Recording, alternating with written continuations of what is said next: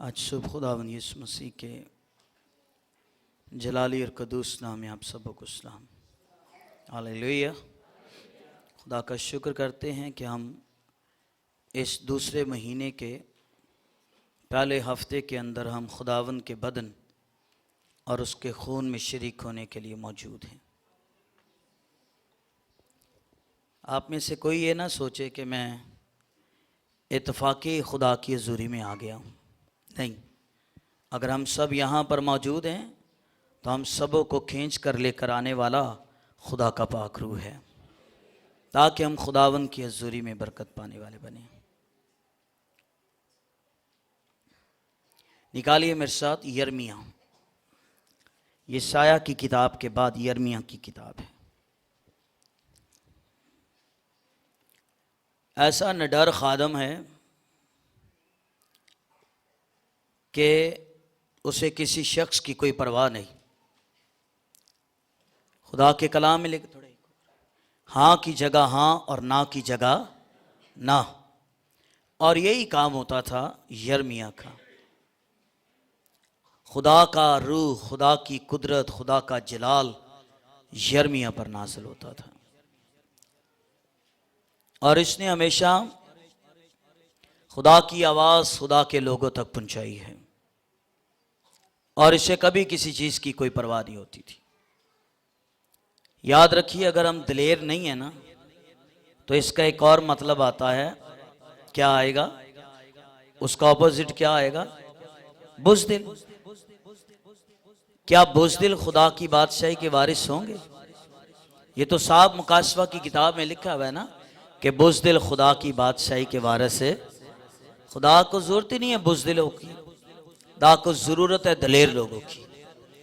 और देखिए, हमें जो दलेर बनाता है वो खुदा का पाक रूह है और हमें जो दलेर बनाता है वो खुदावन यीशु मसीह का जिंदा कलाम है। यिर्मयाह बड़ा दलेर शख्स था और इसकी खिदमत ऐसी खिदमत थी कि जब यीशु दुनिया में आए ना, खिदमत करने लगे, खुदावन ने अपने शागिर्दों से पूछा, लोग इब्ने आदम को क्या कहते हैं? तो याद हो आपको, एक ने कहा एलिया, एक ने कहा यूहन्ना बपतिस्मा देने वाला और एक ने क्या कहा? एक ने कहा यिर्मयाह। यानी मसीह की खिदमत और यिर्मयाह की खिदमत में मिलता जुलता है। यिर्मयाह की मैंने पहले खूबी बताई, बड़ा दलेर है और आपको मालूम हो खुदावन यीशु मसीह भी बड़े दलेर शख्स थे। आमीन। कहा गया, हेरोदेस की तरफ से पैगाम दिया गया खुदावन यीशु मसीह को कि हेरोदेस तुझे कत्ल करवाना चाहता है, भाग जा। भाग गया वो? नहीं, भाग गया होगा वो। भाग गया या नहीं भागा? मैं उस तरफ नहीं ले जाना चाह रहा हूं। लोग भाग जाते हैं पर यीशु तो नहीं भागा है। चले इससे थोड़ा और पीछे चले जाए। मूसा को फिरौन ने क्या कहा था? अब अगर तू मुझे नजर आएगा ना, दोबारा कलाम लेकर आएगा तो मैं तुझे मरवा डालूंगा। मूसा डर गया, डर गया मूसा।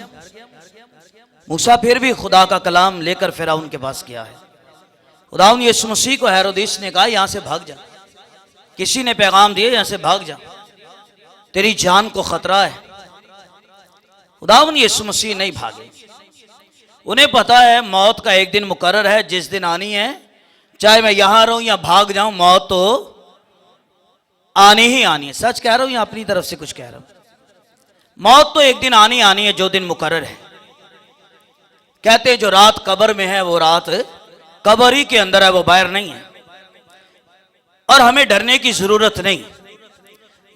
ज़बूर 46 में लिखा है, पावे जेकार ते पानी नाले कर शोर, खौफ ना करिए पहाड़ा दा।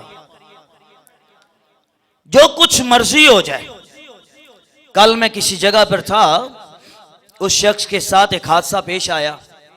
उसके ऑफिस में 5 लोग घुसकर और लोहे के रॉड से उसे मार रहे थे और जो भी सामान लैपटॉप वगैरह सब उसके ऑफिस से लेकर चले गए, गाड़ी भी लेकर चले गए, उसके बांध कर सब कुछ चले गए। वो शुक्रगुजारी कर रहा। 5 लोग असले के साथ आए, यहाँ गन पॉइंट पर उन्होंने रखा बस उन्होंने गोली नहीं चलाई, बाकी सब कुछ लेकर चले गए। तो कहने लगा मैं डर गया वक्ती तौर। तो मैं पैगाम उन्हें ये दे रहा था, जिस कश्ती में यीशु हो, आंधी आए, तूफान आए, कुछ भी आए, वो कश्ती ना डूब सकती है और ना वो कश्ती टूट सकती है, इसलिए कि उस कश्ती के अंदर खुदा का बेटा यीशु मसीह मौजूद है। आने आने तूफान, ये कभी दुआ ना करे हमारा तूफानों में से गुजर ना हो। भाई तूफानों में गुजर होगा तो तभी तो ये पता चलेगा कि हमारा खुदा हर तूफान में हमारे साथ है। मौत के साया की वादी में से भी गुजरो, पर मैं कभी किसी बला से ना डरूंगा। ना डरिए, कोई हालात ऐसे नहीं है जो आपके खुदावन के कंट्रोल में ना आ सके। आंधियां, तूफान, मौत, काल, वबा, बीमारी, सब कुछ आपके खुदावन के हाथ में है और वो सब कुछ तब्दील कर सकता है। मौजू में रहिए, ये डरना नहीं।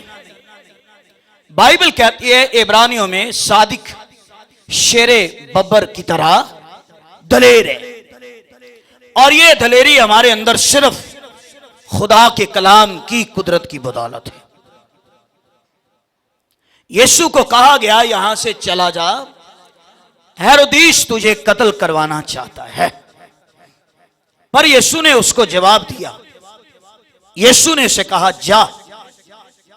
जिसने आके यीशु को कहा ना, यीशु ने से ये जवाब दिया, जा, जाकर उस, किसे कह दे, है वो वक्त का बादशाह हेरोदीस है, और यीशु उसे ये कह रहा है कि जाके उस लंबड़ी से कह दे। अब आप ये बताइए, सारे जंगल का जो बादशाह है वो कौन है? कौन है? शेर है। और शेर और लोमड़ी का कोई मुकाबला हो सकता है?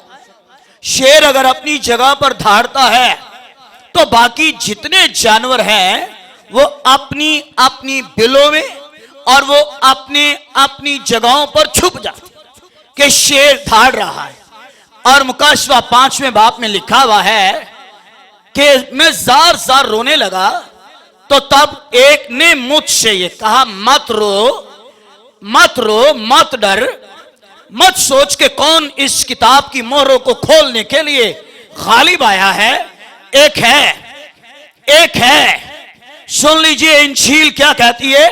एक है जो यहूदा के कबीले का, कौन है वो यहूदा के कबीले का वो बब्बर है, और दाऊद की असल और दाऊद की नस्ल, दाऊद को भेजने वाला, और फिर दाऊद की नस्ल से वो खुद पैदा होने वाला।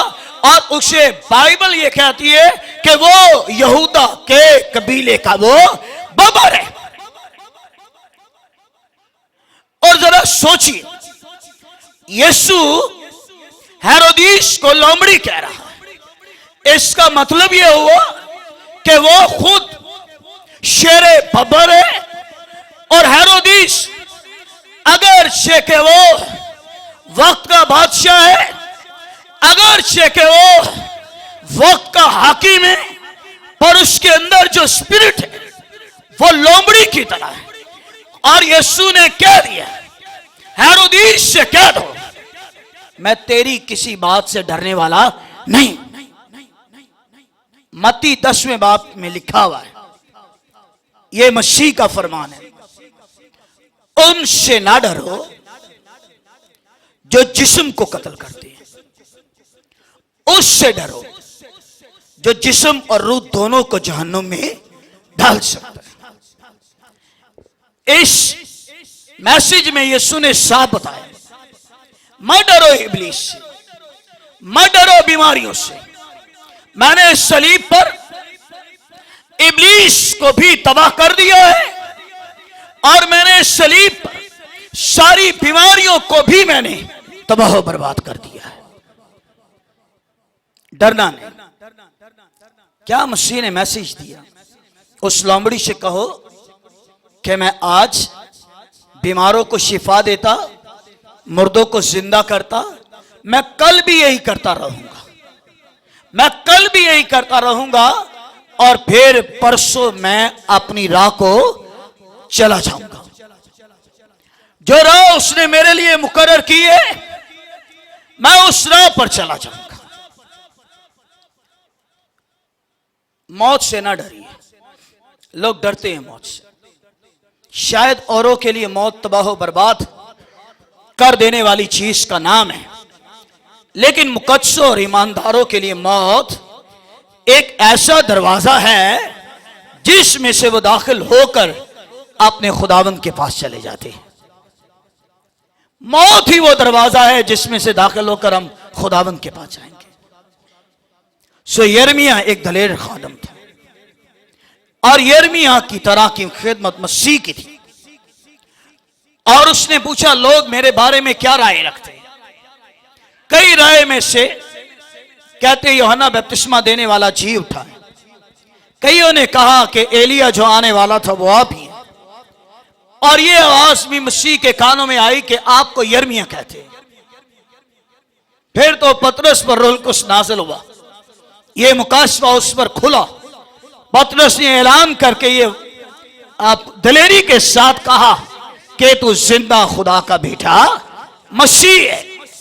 फिर यीशु ने उसे कहा, ये बात तेरे खून और गोश्त ने नहीं कही, बल्कि मेरे आसमानी बाप ने ये मुकाशवा, ये भेद तुझ पर आश्कारा किया है।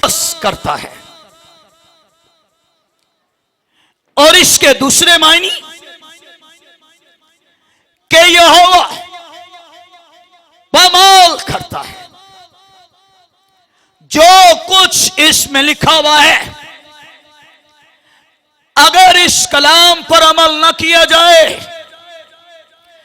अगर इस कलाम की पैरवी न की जाए, तो कामयाबी, सरफराजी, इकबालमंदी हो नहीं सकती है।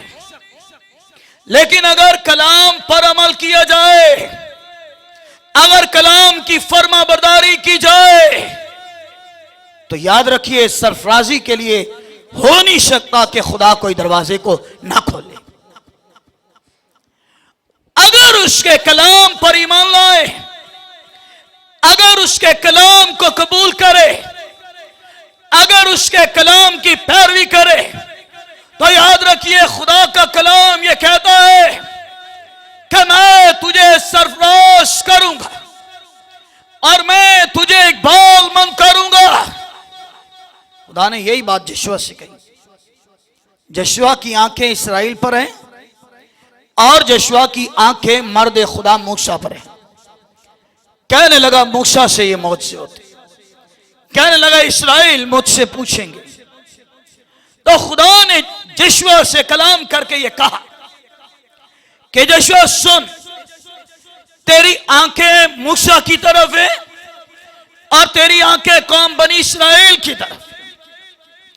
लेकिन मैं तुझे ये कहता हूं कि शरीयत की ये किताब तेरे मुंह से ना उठे, तेरे सामने कलाम रहे। कई बार हम सोचते हैं मेरी मुसीबत बड़ी है, कई बार सोचते हैं मेरी बीमारी बड़ी है।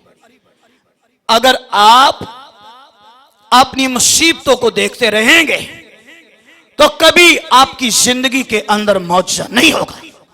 लेकिन अगर आप अपनी बीमारी से नजर हटा के, आप अपनी मुसीबत से नजर हटा के, आप अपने मसाइल से, मुश्किलात से नजर हटा के, अगर आपकी नजरें खुदा के कलाम की तरफ होगी, अगर आपका ध्यान खुदा के कलाम की तरफ होगा, तो याद रखिए कलाम ही आपकी जिंदगी के अंदर मौत से करेगा।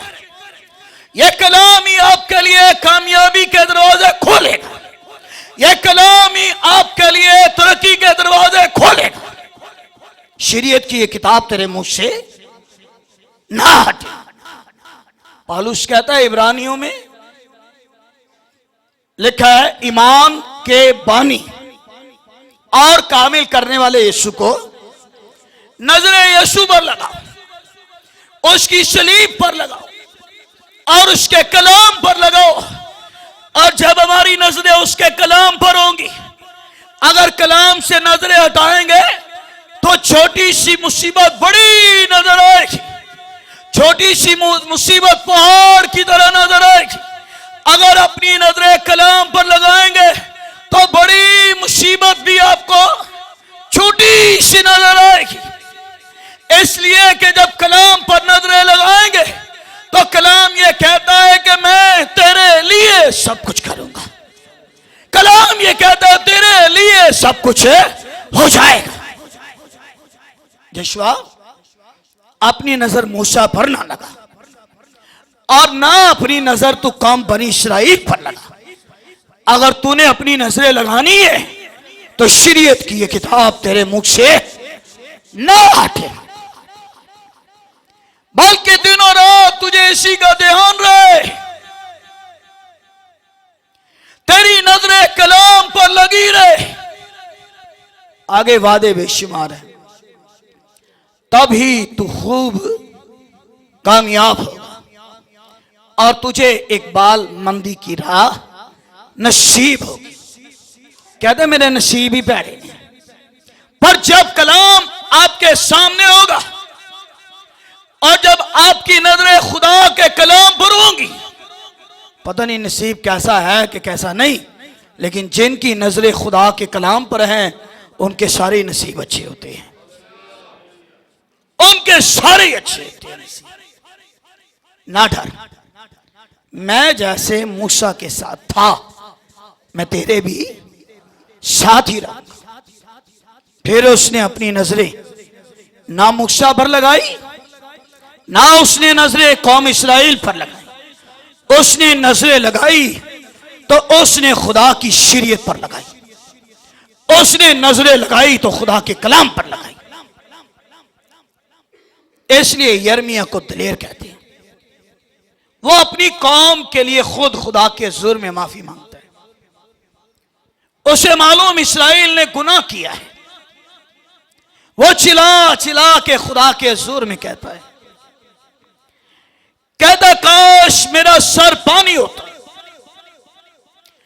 और मेरी आंखें आंसुओं का चश्मा, तो मैं शबे रोज अपनी कौम के लिए खुदा के हुजूर में गिरदारी करता।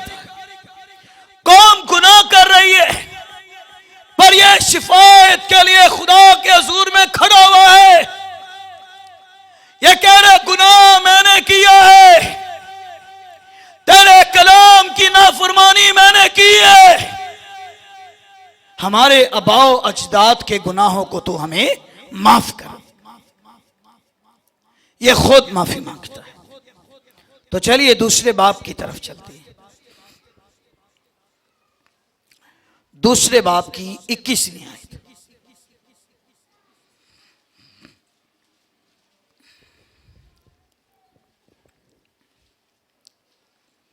ए इस पुश्त के लोगों,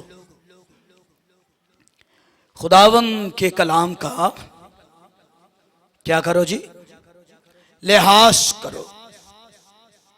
क्या मैं इस्राएल के लिए बियाबान या तारीकी की जमीन हुआ?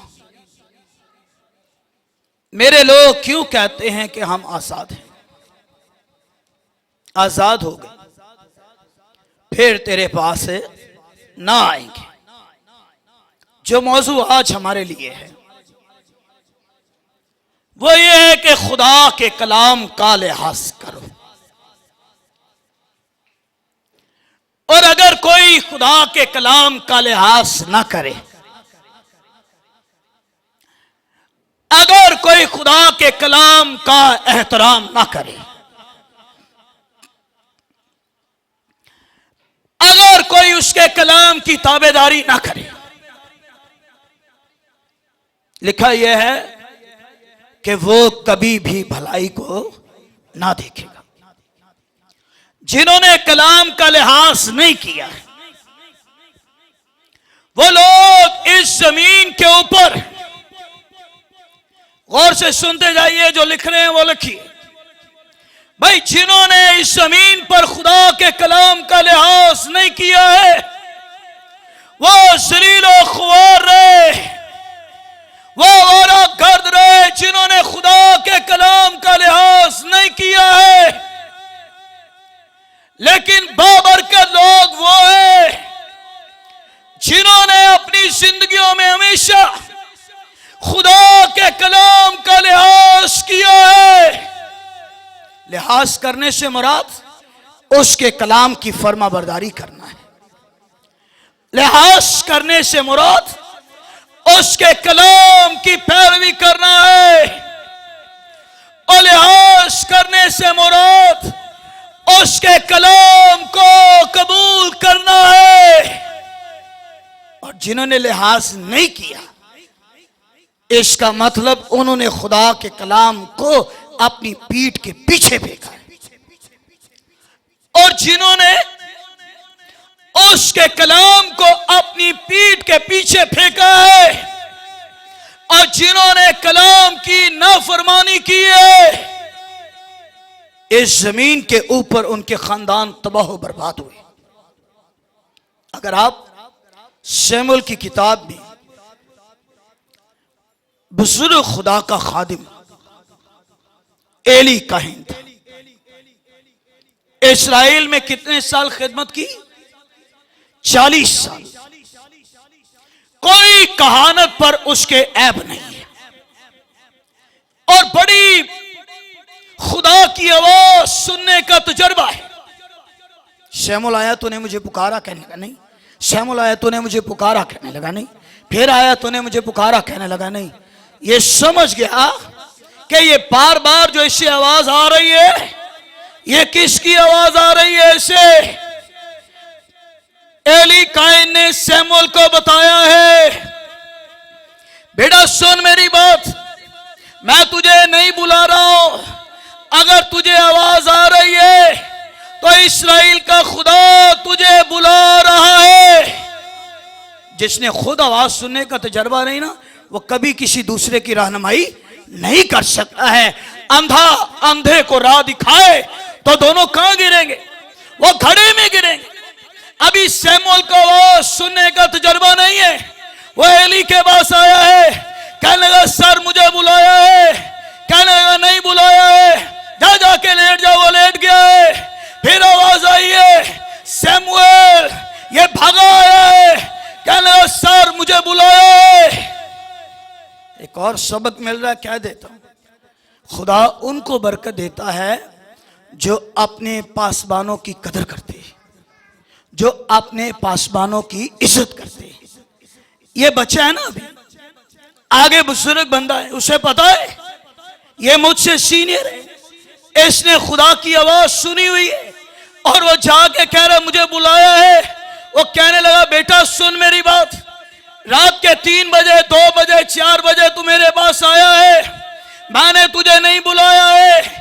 ये तुझे आवाज जो आ रही है, मैं इस बात पर यकीन रखता हूं, मेरा ईमान है, ये आवाज जो तुझे आ रही है ये इस्राएल के खुदा की आवाज तुझे आ रही है।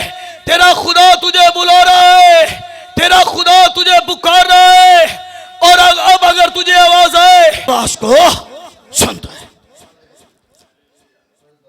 बच्चा है ना, पता नहीं इसको, खुदा के खादिम ने जैसा कहा वो इसने किया।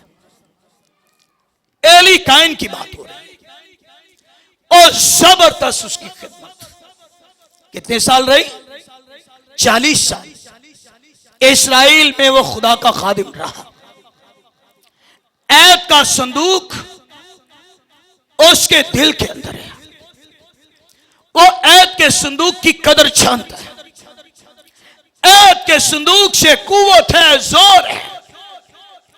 ऐद के संदूक से खुदा का जलाल है। ऐद के संदूक से खुदा की हशमत है। ऐद के संदूक से खुदा की कुदरत है। हालेलुया। उसका दिल ऐद के संदूक के साथ लगा हुआ है। बच्चे थे, सारी बाप की खिदमत को पकड़कर उन्होंने दागदार कर दिया, दागदार कर दिया। लालची उसके बच्चे, इसीलिए लोग कहते हैं ना, पादरियां दे बच्चियां तो थे हैं, और ये भी काई नहीं था, ये भी काई नहीं था। बाइबल स्कॉलर टीचर्स ने हमें बताया, अगर बच्चों पर छड़ी इस्तेमाल करनी पड़े तो जरूर करे। अगर तू छड़ी से अपने बच्चे को मारेगा तो वो मर, लेकिन अगर तू उससे मोहब्बत रखता है, छड़ी इस्तेमाल करता है, तो अपने बच्चे की जान को तू महफूज रखता है। और अगर तू अपने बच्चे पर छड़ी चलाता है तो याद रख, जिस राह पर उसे चलना है वो बूढ़ा होकर भी उस राह से कभी भी ना हटेगा। काश ऐसा ख्याल है, अच्छा लगे कर ले, कबूल ना लगे तो ना सही। काश एली काइन कभी उठा लेता डंडा, एक की टांग तोड़ता, एक का सर फोड़ता। कहने लगा, बेटा मैं खुदा का काहिन हूं 40 साल से, और खुदा की हजूरी, खुदा की कुदरत, खुदा की गैरत, खुदा का जलाल, खुदा की बुजुर्गी को मैं जानता हूं। पर मैंने तो सुना तुम्हारे बारे में, मेरे कानों में ये आवाजें पड़ी तुम्हारे बारे में कि तुम्हारी खिदमत खुदा के घर के अंदर सही खिदमत नहीं हो रही, नहीं हो रही। जिसे खुदा खिदमत दे उसे लाइए सामने, उसे आगे लाइए, फिर उसकी खिदमत से लोगों के बंधन और जुए जो है वो टूट जाएंगे। इससे पहले कि खुदा के खादिम किसी को बुलाए, खुदा खुद अपनी खिदमत के लिए लोगों को चुनता है। आमीन। इसके बेटे यही करते थे, करते कहानत की खिदमत है, लेकिन अंदर उनका साफ नहीं था। तो याद रखिए, बाइबल मुकद्दस की यह तालीम है कि खुदा जाहिरी चीजों से ज्यादा किस पर नजर करता है? वो दिल की सच्चाई पर वो नजर करता है। एली काइन, तेरे दोनों लड़के, उनका नाम क्या था? एक का नाम हिफनी था और दूसरे का नाम फिनहास था, दोनों थे। अब जैसे लोग कुर्बानी के लिए आते हैं ना, पुराने आयत में तो जानवर कुर्बान किए जाते हैं, और उस जानवर का अच्छा गोश्त का टुकड़ा, गोश्त का पीस जो था वो किसके लिए होता था? किसके लिए? वो खुदा के खादिम के लिए होता था। ये बाइबल मुकद्दस की तालीम है, और इसीलिए लिखा है कि खुदा के खादिमों को हमेशा अच्छी चीजों के अंदर शरीक करो। दाने एली काइन के दोनों बच्चों के लिए जो कुर्बानी गुजरानते उसका बेहतरीन हिस्सा और उस कुर्बानी का अच्छा हिस्सा खुदा ने उनके दोनों बेटों के लिए चुना था। पता लगता ना, आज कुर्बानी होनी है तो हिफनी अपने नौकर को भेजता, जा ये कांटा ले जा। तो वो मुकद्दस औरतें, बहनें, भाई, वो हिफनी और फिनियास के नौकरों को कहते, ठहर जाओ, पहले हमने जो आपका हिस्सा रखा है वो आपको देते हैं, मगर उससे पहले मैं खुदा के घर में ये कुर्बानी तो गुजराने दो। वो कहने लगे, कौन कुर्बानी गुजराने का इंतजार करे, हमें जल्दी है, और इस कांटे पर जितना भी गोश्त लगता है वो हमारे मालिक का होगा। और वो पहले आते, कांटे में लगा लेते, और जितना भी आता अपना हिस्सा भी लेते, फिर और भी बददियानती उसके अंदर कर लेते, और बददियानती करने की वजह से वो कुर्बानी में से गोश्त ले जाते। खुदा देख रहा है, खुदा देख रहा है, इंसान देखे या ना देखे, लेकिन खुदा तो दाने का ये क्या करते हैं हिफनी और फिनियास दोनों। सिर्फ यही तक बात नहीं, यही तक थी या कुछ और भी आगे था? बोले, यही तक था या कुछ और भी आगे था? ये तो था कुर्बानी के बारे में। अब जो औरतें खुदा के घर में खिदमत करने के लिए आती, अफसोस, उनके दोनों बेटों की नजरें उन मुकद्दस औरतों की तरफ पड़ी रहती। और मैं अगर दुरुस्त बोलूं तो हाँ कीजिएगा, फिर वो खुदा के घर के अंदर बदकारी करते थे। ऐसे ही है, ये दोनों खुदा के घर के अंदर बदकारी करते। भाई चीजें भी ले रहे हो, हदिया भी ले रहे हो, और खुदा के घर के अंदर बदकारी कर रहे हो। खुदा को तैश आया, खुदा को गुस्सा आया है। यीशु मसीह ने कहा, लिखा हुआ है कि मेरे घर की गैरत मुझे खा गई। और तुमने मेरे बाप के घर को क्या बनाया हुआ है? क्या बनाया? और डाकुओं की खो। और तुमने मेरे बाप के घर को तिजारत का घर बनाया हुआ है। और ये यही करती थी। मैंने कहा ना, बाप को चाहिए था कोई रॉड उठाता, एक की टांग तोड़ते, का सर फाड़ता। सब कुछ तो बर्दाश्त कर सकता हूं, लेकिन जो खुदा के कलाम की बेहुरमती है मैं उसे बर्दाश्त, जो कलाम की तौहीन है मैं उसे बर्दाश्त नहीं कर सकता। लेकिन बाप ने अपनी आंखों पर पट्टी बांधी हुई है। बाप ने अपने बच्चों से अपनी नजरों को बंद किए हुए है। मेरे बहनों भाइयों, अपनी औलाद को संवारो, अपनी औलाद पर ध्यान दो, बेटियों पर ध्यान दो, बेटों पर ध्यान दो। इसने नहीं ध्यान दिया। खुदा ने एली काहिन से कहा, एली, जो मेरी इज्जत करते हैं मैं उनकी इज्जत, अब खुदा की इज्जत किस तरह कर सकते हैं? बोले, खुदा की इज्जत करने का एक ही तरीका है। खुदा की इज्जत करने का एक ही तरीका है, और वो ये तरीका है कि उसके कलाम की ताबेदारी की जाए। इसे और आसान करने के लिए एक आयत जुबानी पढ़ देता हूं। यूहन्ना की इंजील के 14वें बाब पढ़िए, 27, 28, 26 आयत में लिखा है, यीशु ने कहा, जो कोई मेरी खिदमत करता है मेरा बाप उसकी इज्जत करता है। जो मेरे कलाम के पीछे आता मेरी इज्जत करता है, मेरा बाप उसकी इज्जत करता है। एली काइन, तेरे दोनों बेटे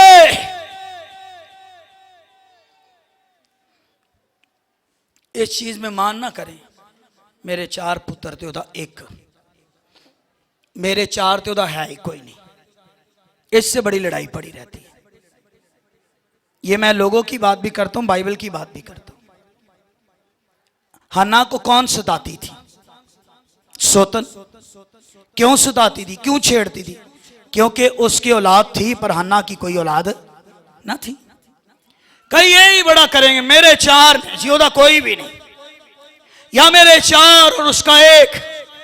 भाई 4 हो, 6 हो, 5 हो, पर सबसे बड़ी बात है कि अगर कोई एक ही हो पर वो हो जो खुदा के कलाम की फर्माबरदारी करने वाला हो, जो खुदा के कलाम की ताबेदारी करने वाला हो।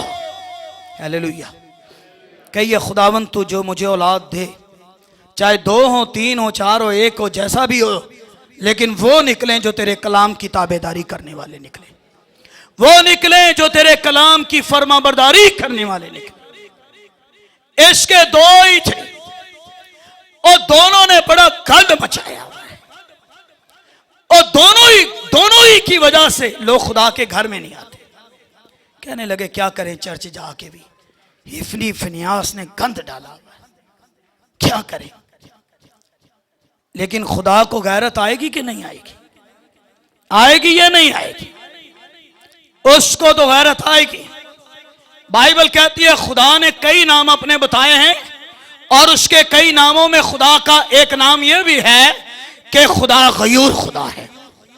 और गयूर से मुराद गैरतमंद खुदा है। गयूर से मुराद गैरत रखने वाला खुदा है।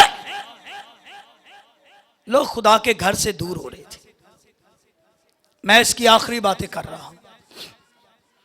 दाऊद ने कहा जो मेरी इज्जत करते मैं उनकी इज्जत करूं, और जो मेरी इज्जत नहीं करते, क्या लिखा आगे, जो मेरी इज्जत नहीं करते। आपकी स्टडी कमजोर है। जो मेरी इज्जत नहीं करते जी, जो मेरी इज्जत नहीं करते, वहां यह नहीं लिखा मैं उनकी इज्जत नहीं करता, वहां यह लिखा हुआ है जो मेरी इज्जत नहीं करते वो सदा बेकदर लोग रहेंगे, और जिन्होंने मेरी कदर नहीं की उनकी कदर भी कोई नहीं करेंगे। आज लोग कहते हैं नहीं, कहीं कहते हैं मैं इदली इन्ना कीता लेकिन इन्हें मेरी कदर नहीं की। और जो कलाम की कदर ना करे, ये बाइबल की तालीम है। खुदा ये कहता है कि जो मेरी इज्जत नहीं करते हैं वो खुद भी सदा बेकदर लोग रहेंगे। अगली बातें और बड़ी खतरनाक है। दाने शमूएल से की। शमूएल, एली सोया हुआ है, मैं तुझे बता दूं आने वाले दिनों में क्या होगा। दाने रती रती हाल शमूएल को बताया, ये शरीर है, ये बदकार है, और ये मेरे कलाम की कदर करने वाले नहीं है, इसलिए सुन इनका हाल क्या होगा। दाने का एली के घर में से कोई आदमी बूढ़ा होने ना पाएगा, यह भरी जवानी के अंदर मरेंगे। अफसोस भरी जवानी में जिसके बेटे मर जाएं, और यह वादा यह किया गया है उसमें से जितने बच्चे पैदा होंगे, जितने बच्चे उनमें से पैदा होंगे, उनमें से कोई भी बच्चा बूढ़ा होने नहीं पाएगा। इसका दूसरा मतलब क्या है कि वो बूढ़ा होने ना पाएगा, अपनी आने वाली औलाद को भी वो देखे ना पाएगा, इसलिए कि इसने मेरे कलाम की बेकदरी की है। चलो ये सारी बातें, जंग छिड़ गई फलस्तीन के साथ,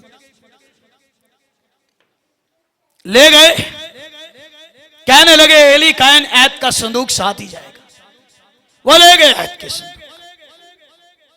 जब वो लड़ रहे थे उन्होंने ऐत के संदूक को लिया है और लेकर चले गए।